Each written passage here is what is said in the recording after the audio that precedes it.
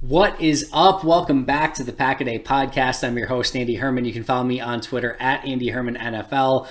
I am back from vacation, and as you can tell by the smile on my face, I could not be more thrilled. Not because the Packers are on a nice winning streak, or because they just made a huge trade, or because things are going swimmingly at 12:65. No, because I am back talking Green Bay Packers with you, and I could not be more excited about it. So happy to be back in front of this microphone and this camera and these crazy lights and everything. Just glad to be talking Packers again. Had a quick vacation in Florida. Now I'm back, as you can tell. And before I jump into everything, just a really huge thank you and shout out to Perry Goldstein and Alex Strofe, Jacob Westendorf, Ross Uglum, Dusty Evely, Steve Perhatch, and Sarah Kelleher for filling in while I was out.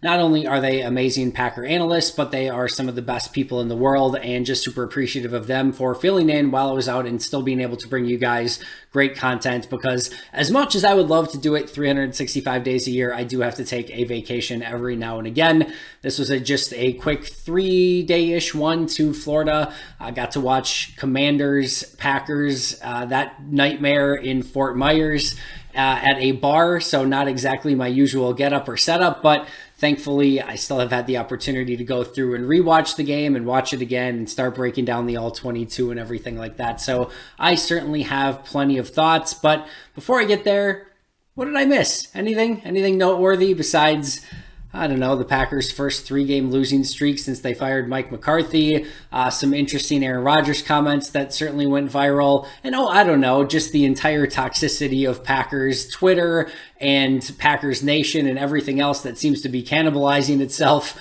at the moment. Holy shit. It is a absolute nightmare, shitstorm, whatever you want to call it. To like epic proportions. And I think I probably picked the right week to be out. But let me just start by saying this, and I posted this on Twitter as well. And if you don't want to believe me, that's fine. I understand. I get it. We're in a really weird time where it's tough to believe anyone on anything at the moment. But since you're here, hopefully you appreciate my analysis on things and you've come to trust me. So let me just tell you this. Overall, and I'm not saying it's 100% the case for everyone, but overall, there is no real benefit to the Packers losing. And, anyone in the media or any analyst or any film guru or anyone getting extra clicks or anything like that from that happening. I'm not saying it's like there's always an exception to the rule, right? I get that there will be people that will utilize some clickbait stuff and some headlines and all of it, right? That if it bleeds, it leads, all of it. I understand that. But let me ask you this. When is the time that you are most interested in Packers content? Is it when they're losing and you're frustrated and you just want to put the Packers to the side for a moment? Or is it because they're winning and there's a lot of excitement surrounding, around the team, and they've got some new exciting players and everything's trending in the right direction and they've got some big matchups coming up? I can't speak for you, but for me, I'm a lot more engaged with all the content that's out there when things are going great and swimmingly. Like when they lose, like I even want to just put like football to the side for a moment and be like, all right, let's do some NBA or some Major League Baseball playoffs for the rest of the day, because I've had enough football for one day. So just in general, and again, always exceptions to the rule, there's not a ton of advantage to content creators when things go to crap. So let's start there.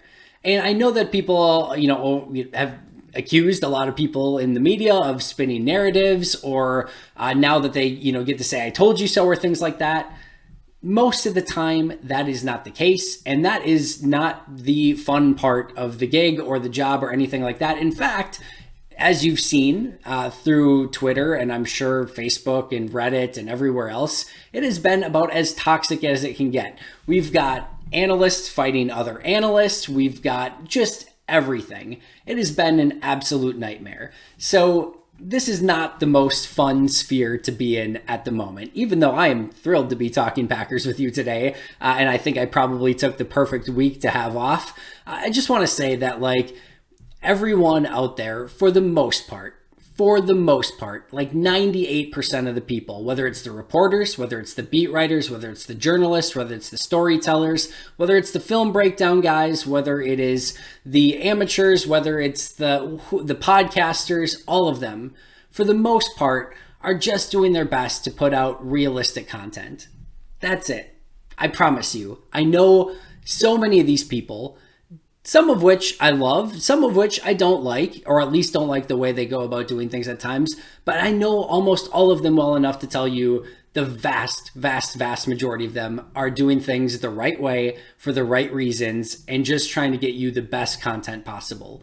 So while things are very crappy in Packerland right now, and this team is far below expectations and not, I don't think, what really anyone expected them to be at this point, try not to take it out on the messengers, because I've seen a lot of that. Thankfully, not a ton for me, probably because A, I've blocked a ton of the people that don't like me already, and B, because I was on vacation this week. But I've seen a lot of crap go on and a lot of people attacked, and it's just not cool. It's just not fun. And what I would say, and I thought a lot about like what I wanted to talk about today, and we're going to talk about Packers in just a moment, but what I would say to you in general, and I'm not going to tell you how to be a fan. You can fan however you want. I get that losing is not fun, very clearly. I understand that. But, you know, John Wooden and many others would always say, like, the journey is greater than the end. And what that means is the process along the way, the journey of winning and losing football games and seeing how this team comes together and plays as a team and ultimately gets to the destination is a lot of times better than the destination itself. Meaning, I would love a Super Bowl. I would love 5 or 6 more Super Bowls in a row. That would be amazing. But there is times where you win a Super Bowl and then it's like, oh, all right, what's next? Let's get to the offseason and free agents and everything like that. And I'm not saying there's not a tremendous amount of jubilation and excitement and everything like that, but it very quickly turns the page and you're on to the next season and you start the next journey immediately. That's just what happens. And I think that if every year you were just winning the Super Bowl year after year after year, and there was no adversity, there was no struggle, there was no anything, it probably wouldn't be a lot of fun. The struggle, the losses, the challenges, the adversity, that's what makes the winning that much more fun. It's the hardships. It's like I said, it's the journey that makes all of this worth it in the end when they do actually reach their destination and when they do actually win it.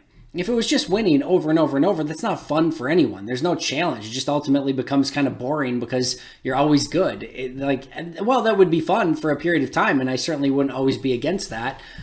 What I would recommend is to try and enjoy the journey. And as I mentioned, I get that losing is not fun. Watching crappy football is not fun. Watching a bad brand of football, watching players underachieve, watching players lose, attention to detail and have a bunch of mental errors is not the most fun thing in the world. I do still think there is joy in the journey.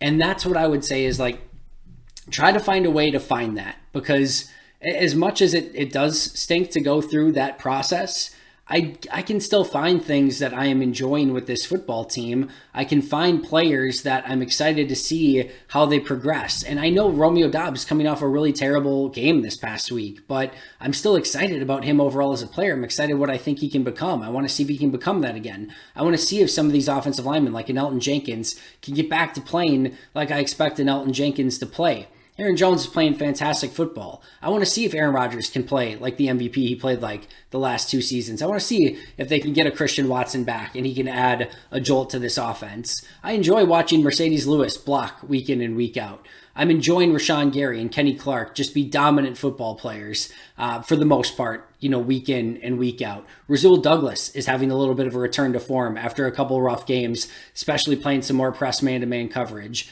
Like, there are Devondre Campbell, his best game of the season, might have been one of his best games even as a Packer, even coming off a first-team All-Pro a season ago, might have been his best game as a Packer this past week.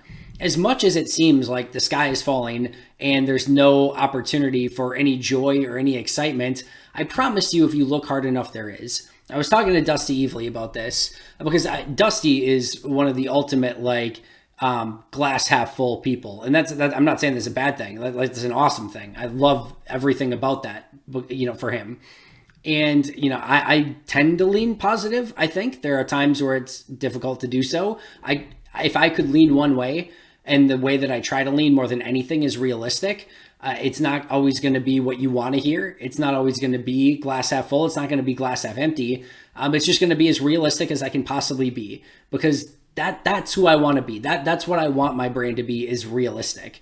I don't want it to be, anything other than that. I just want it to be as realistic as possible. But I was talking to him about it, and it's like, at times it's very difficult to do that. Like, like I said, that if you're realistic about things and people don't want to hear it, it can be a tough process. So I was, talking to him about it, and, just how we both want to lean positive when we can, but sometimes it's tough to do that. And, this is not an easy time, I would say, to cover the team. But where we kind of went with that conversation is, we can still find positives when we want to find positives, and we can always find negatives when we want to find negatives, right? And right now it's very easy to find some of those negatives. It's harder to find some of those positives, but I promise you, both things are there. Is it bad right now? Yeah, it's pretty bad. It's not great. There's a lot of mistakes. There's a lot of mental errors. Aaron Rodgers and Matt LaFleur aren't wrong. The amount of mental errors are piling up very, very quickly. It was my very first note before any of the stuff from Rodgers came out. It was my very first note of, like, just how many mistakes and mental errors and lack of attention to detail there was. That's real. That is the real brand of the Green Bay Packers right now. But there's a lot that we can still take away, and there's still a lot that we can learn about this team. Even if Green Bay wins 3 or 4 more games the rest of the season, there's a lot that we will learn about this team. There will be a lot of change in this offseason. There will be players that start to step up. There will be players that continue to decline. And there will be some really difficult decisions that Green Bay has to make off of that. But that is all part of the journey. And my big thing here is just try to find ways to stay positive and enjoy the journey, even when everything else is going to crap with the Green Bay Packers, which is a really disappointing, sad, frustrating process. And I get that. So let's cover a little bit of Packers Commanders, because there's a lot to go over there that I missed out on, and I want to go over things really quickly. First of all, it was a lot of the same stuff, right? There was no new ailment in this game that we haven't diagnosed already. The offensive linemen struggled. I like the new lineup. Clearly it would have been better if David Bakhtiari had been out there, I think. Not that Zach Tom played poorly. In fact, I thought he played a really nice game. They didn't ask him to do a whole heck of a lot, but I thought he held up when needed to. But overall, I like the idea of Bakhtiari at left tackle, Elton at left guard, Myers at center, Runyon at right guard, and then Yash at right tackle. I thought Yash struggled a little bit at right tackle, which was kind of expected. I thought Runyon looked fine at right guard, and I thought for that being his first game back there, that was a positive step in the right direction. Myers kind of had his same usual self, and Elton, I thought, struggled a little bit at left guard, had some positives, had some negatives. I thought he looked better at left guard than he did at right tackle, though. I still think there's some potential there, especially if at some point they can actually get Bakhtiari back at left tackle full time, which is looking less and less likely. And that's something that we can't hold our breath on anymore. But I like the idea behind it. But overall, they didn't ask their offensive linemen to do a whole heck of a lot, and there was still a lot of struggles up front that was disappointing. The quarterback, well, not terrible in this game. Tom Clements gave him his best grade. Pro Football Focus of the season. Pro Football Focus had a positive on him. I had a slight positive on him. And I'll say the same thing that I did last week about this week. Yeah, on the game tape, when you're watching it live, it looks like Rodgers is having a really bad game. When you look at it on the All-22, you can understand why. There's one play in particular that like perfectly encapsulates what's like Aaron Rodgers is seeing at times. It's late in the game, so they're down. They're probably down. It was the fourth quarter. I don't know if they were like how much they were down at that point, but they needed to clearly. I think this is when they were down double digits, so they needed to go down and score a touchdown. And clearly they were in a passing situation. And there's basically what's going on. You've got 3 wide receivers. I think it was Toure and Amari and Dobbs. You've got 3 wide receivers on the outside. You've got Tonyan at tight end. You've got Jones in the backfield. And Washington's going to rush 4. and Tonyan and Jones both come up to chip at the help out the offensive tackles to give Rodgers a bit more time on this, basically what amounts to a 3-man route. After they chip, both the Tonyan and Jones go out in the flat. So it's a 3-man route, 5-man offensive line, obviously, two guys chipping and then going out into the flat. The hope is that Rodgers gets some time. The 3 wide receivers have a little bit more time to separate down the field, and Green Bay can get maybe a play down the field that they so ever badly needed at the moment. Well, Rodgers gets back to pass, hits the top of his drop, and he looks down the field, and his 3 wide receivers are within about 8 yards of each other in the middle of the field. Very little separation. Not ideal. Furthermore, they are completely circled by 4 Washington defenders. 1 on the left, 1 on the right, 1 in front, 1 in back. 3 Packer receivers right in the middle, circled by 4 Washington defenders. And, just for funsies, there's a safety behind them too. So just in case anything would happen, there's still a safety there. But those 3 wide receivers are literally circled by 4 Washington commanders. So Rodgers gets to the top of his drop, looks up, there's 3 wide receivers within 8 yards of each other, fully circled by 4 commander defenders, and he's immediately pressured. The chips and all of it didn't work. He's got 2 people immediately in his lap, and all he can do, the tight end and running back barely got out in the flat. All Rodgers could do was ground it at Jones's feet. There's a lot of that. But what I said last week, I'll say again this week. While it was true last week and is true again this week, and I think it's probably true on the season as a whole, while I don't think Rodgers is playing what you would what we would maybe say is like a losing performance or playing awful football or anything like that, I think it's also very fair to say that he's not playing great.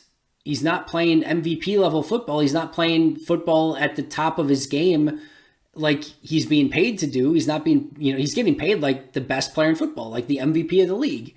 And he's nowhere near close to that just on his own performance alone, regardless of everything else that is taking place. If you just took the plays where he had people open and had good protection, take everything else away, which is a very minimal amount of plays, understandably so. But just if we were to evaluate Rodgers on this season, just on the plays where he had protection and he had receivers open, he is far below his standards that he set for himself the last couple seasons. Is the thumb playing a part in that? Sure, probably. And that sucks. And I don't envy him in that situation. But the expectation, and he will say the standard is the standard, is that he is playing at the top of his game and not only playing great, but raising the level of his teammates around him. And so far this season, he hasn't done that. So it's great that he's not maybe the one that I would circle and say hey, it's Rodgers' fault. He's the reason that they are losing games. He's the one that's grading in the negative every week and put the circle on him and say he's the one that's why everything's falling apart. I don't think that. I don't think that he's the reason why. In fact, I think if you would put him in ideal circumstances, I think he would be probably one of the top quarterbacks in the league this year. I think that's true. But part of the reason he doesn't have ideal circumstances is because he's taking up a significant portion of the salary cap, and they're paying him to elevate the offense and have everything else around him hopefully be good enough that he can be the guy that elevates everything. And just like in Indianapolis, where I think the Colts have, very transparently said, listen, Matt Ryan's not playing well enough. And I'm not comparing Ryan to Rodgers exactly here. It's not apples to apples. Ryan's been far worse than what Rodgers has been. But they basically said with Matt Ryan, they're benching Matt because he hasn't been playing well enough. But the Colts didn't hold up their end of the bargain. They knew that in order for Matt Ryan to be successful at this age, at this stage of his career, they needed to give him a strong, not just a strong offensive line, but a great offensive line and weapons around him in a good running game. And the offensive line has been abysmal, and the receivers around him haven't been good enough. And Matt Ryan was basically, in a way, set up for failure. And Matt Ryan also failed on his own as well, partially because of the circumstances around him. And he got benched for Sam Ehlinger. Now, I'm not saying the same thing should happen in Green Bay. I don't think that's the case. And I don't think it's a complete apples to apples. I don't think that Rodgers has played as poorly as Matt Ryan has mentioned. But to a similar extent, Green Bay hasn't held up their end of the bargain either. This offensive lineman hasn't been good enough for Aaron. The receivers haven't been good enough for Aaron. There's a lack of dynamic playmakers. The one they have, they're not getting the ball to enough. Part of that is Aaron's fault as well. But that's been an issue as well. So offensive line still an issue in this game. Quarterback still an issue at times. They got Aaron Jones the ball a ton early with a lot of success. They didn't get him much of it late and didn't have much success. Third down issues continue to be a problem. The lack of dynamic weapons continued to be a problem. They couldn't win on the outside again. They had an opportunity to hit Amari Rodgers down the field. They've basically had an opportunity to hit a deep shot in almost every single game. You had the Christian Watson play, drop. You had the Romeo Doubs play, back of the end zone, drop. You had Aaron Jones come completely free, 2 weeks ago, and Rodgers missed him. This week you had Amari Rodgers come completely clean, and Rodgers missed him or sort of dropped, like however you want to grade that one, feel free. But like they basically had like a shot play that they could have connected on every week and didn't. And if they had done that, if they had connected on those, it would have been big to help them actually in those games. But B, if they had connected on those, it probably like makes the defenses second guess what they want to do against the Packers and play a bunch of tight press man-to-man coverage because Green Bay's hitting deep shots every week, which then frees up the middle of the field, which frees up the running game, et cetera, et cetera, et cetera. So they just got to they got to hit on those, and they just haven't. They can't do it. Rodgers' thumb has been an issue, which means he doesn't want to play under center as much, which has also been an issue. I think the defense is playing better, but I think also they haven't been able to carry this team. They're trying. Like they're trying at times, but it's not good enough yet. And we haven't really seen them against a great offense. We're going to see them against a great offense this week, and that could be an issue too. We'll see what happens. Special teams is now having brutal plays weekly. Amari Rodgers is still back as a returner for some reason, and they've not done anything about that. And that's partly more a personnel issue than it is a special teams issue, because like who would you have put back there at punt returner last game? And I was very critical of it. Like I would have put anyone besides Amari at that point. But do you want Romeo Doubs back there? Romeo had like 5 opportunities to catch various passes last game, and all of them went off his hands. Is that the guy you want to put back at punt returner now? Samori Toure, he's making his first NFL debut and hasn't really done much punt returning at all. Like that's, you want to do that. Randall Cobb's not active. Like Keyshawn Nixon hasn't done it. I know he has done well as a kick returner, but he's not there. I know people are saying like Kylan Hill, he's still on he hasn't been activated yet. So like they don't, and he hasn't done punt return. He's a kick returner. So there's no perfect option on this team to be punt returner. And that's on Brian Gutekunst more than it is Keyshawn Nixon.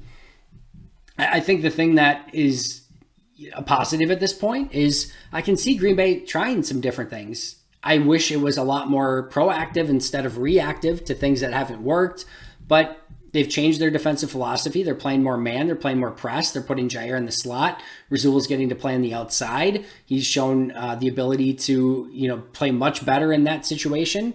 Devondre Campbell and Quay Walker, especially Quay Walker, is blitzing a lot more. They're doing a little bit more twisting and stunting up front, but not a ton, but they're still getting pressure up front. They're doing some more fun stuff with the safeties. So we're seeing a change in defensive philosophy and personnel. Rudy Ford's getting on the field a little bit more.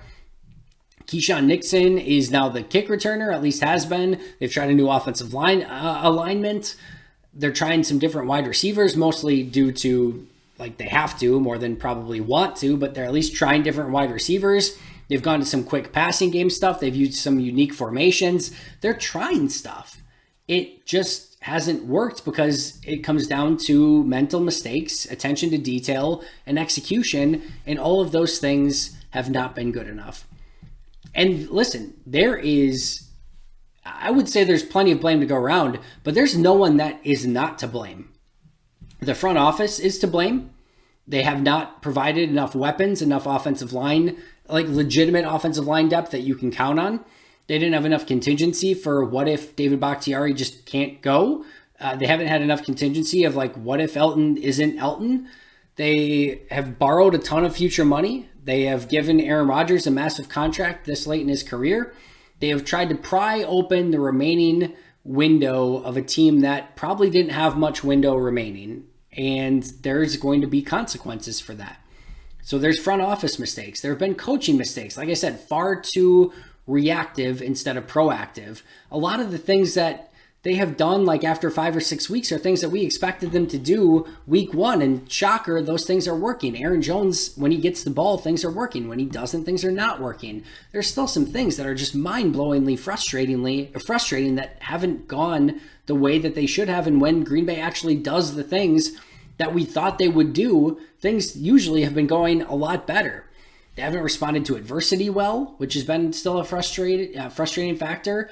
And the players, like almost every player, is not playing up to their expectation that we would have expected them to at the beginning of the season.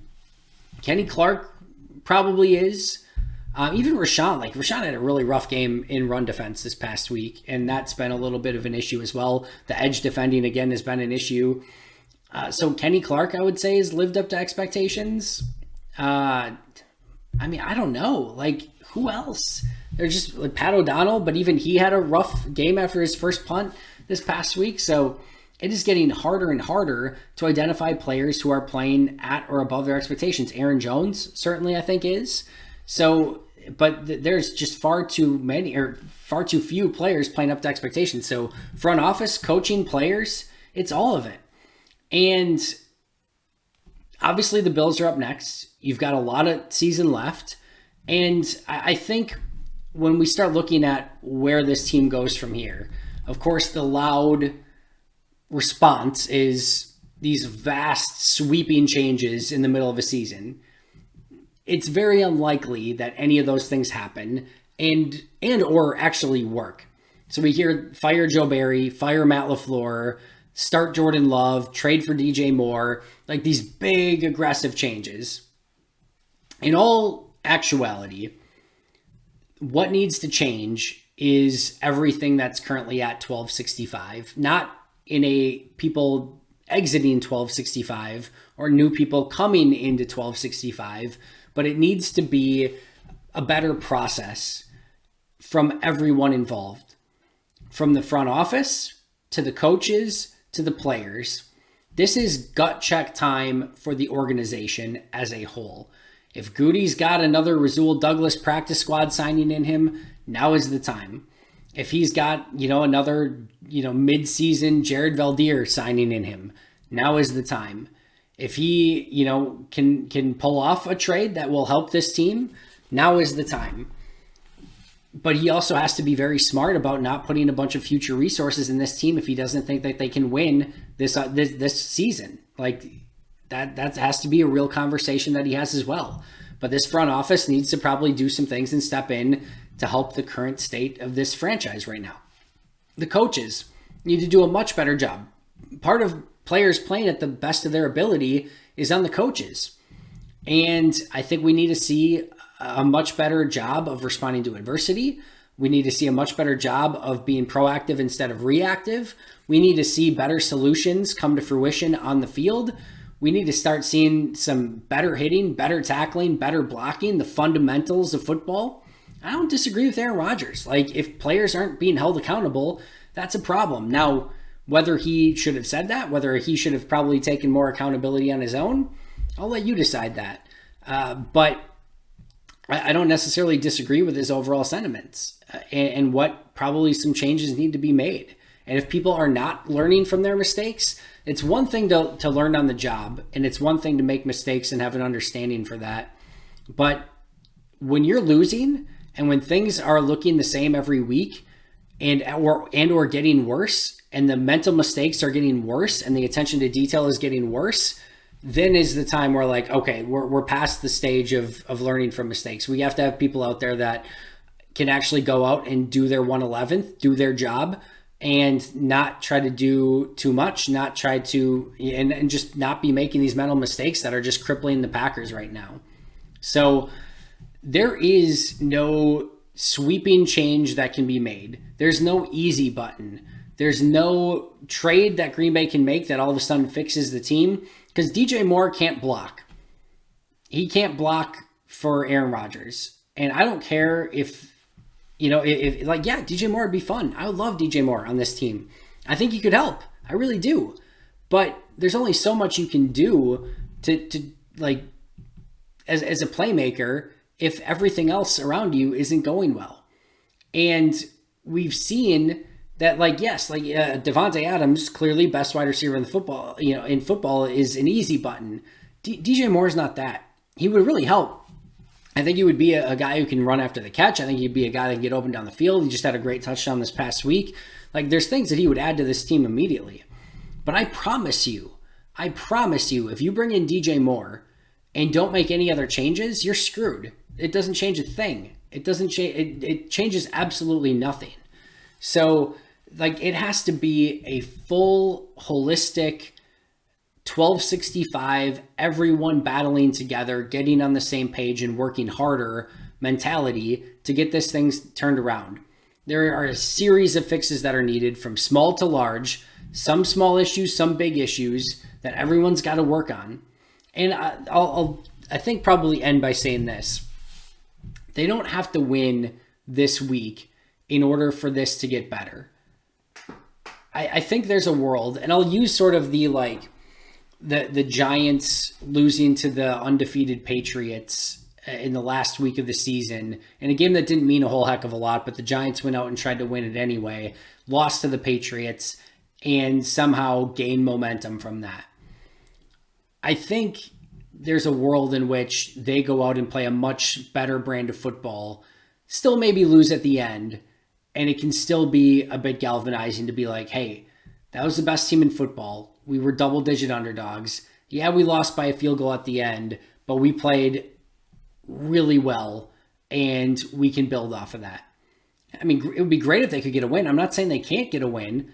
I'm not saying it's likely. Things are looking very bleak. I know Rodgers said, like, this game is like the best thing that could happen to them. I'm going to go ahead and disagree. When you are really struggling and having a lot of attention to detail issues and have a lot of guys that are hurt and banged up, and now you go against a juggernaut Buffalo Bills team that's playing at home, that's won by an average of 30-plus points at home, and had a bye week to rest up while you are going to your fourth stadium in 4 weeks.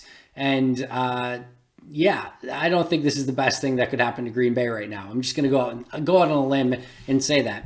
But I do think there's a world in which they can compete. Maybe they can win. Maybe a couple of those turnover bounces go their way. Maybe a couple of those deep shots down the field they actually hit on. And you start doing some of that. You start just doing everyone their 1/11th, and the turnover margin goes your way. And you hit on a couple of those deep shots that you really should have hit in almost every game this season. And all of a sudden, things start feeling a lot different. And if you all of a sudden get a lead on offense, maybe a couple score lead, and the defense can actually play a little bit more of their brand of football and don't get, touchdowns overturned for some ticky-tacky stuff, like all of a sudden you get a couple calls that go your way, you don't know what's going to happen. And all of a sudden that happens. You get, maybe a tough loss to Buffalo, then a big win against Detroit, and then maybe a big win against the Cowboys. And then all of a sudden things start to go in your favor and you can start turning around a season very fast. Maybe it goes in the opposite direction. I'll go right back to where I started. There is a journey to all of this. We don't know where it's going to end.